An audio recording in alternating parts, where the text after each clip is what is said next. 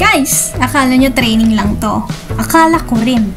Pero aba, naging training with benefits. As in, benefits ng bonding, kainan, at gala. So, ayan na nga.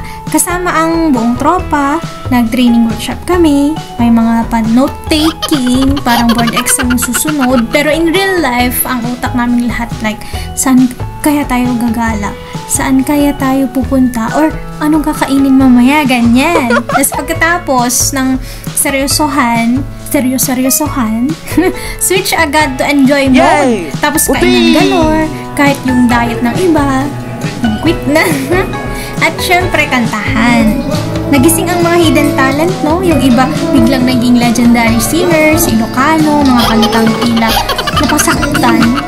May hugot, may naging rapper. Yung iba naman nagsayawan like ballroom dancers, at yung iba, chibog-chibog, at yung iba, inom-inom. Pero ang major highlight ng trip ay yung 100 Islands. Sakay kami ng boat, island to island na parang adventure race. Yung iba nag-swimming, nag-banana boat, nag-hurricane something rides, at ano-ano pa, yung mga perks doon sa island. Ako, pass muna mga lods. Dumating kasi monthly visitor, pero hindi ako nagpatalo. Sea viewing all the way, nakapwesto sa magandang spot with matching wind effects sa buhok. At syempre, zipline like a boss. Literal na humagis ako sa ere kasama ang lahat ng stress ko sa buhay. Picture? Syempre meron. May solo, groupie, wacky, at yung hindi, ay kumbaga, kunwari, candid. Pero, rehearsed. Bawat island may pa-post. Bawat angle may pa-smize.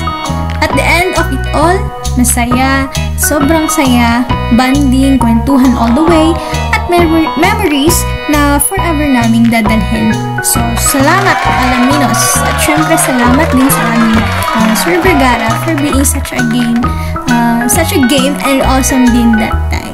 Thank you! So, training ko no, pero gala talaga no. Sana next time mas matagal at may extension pa. Ciao!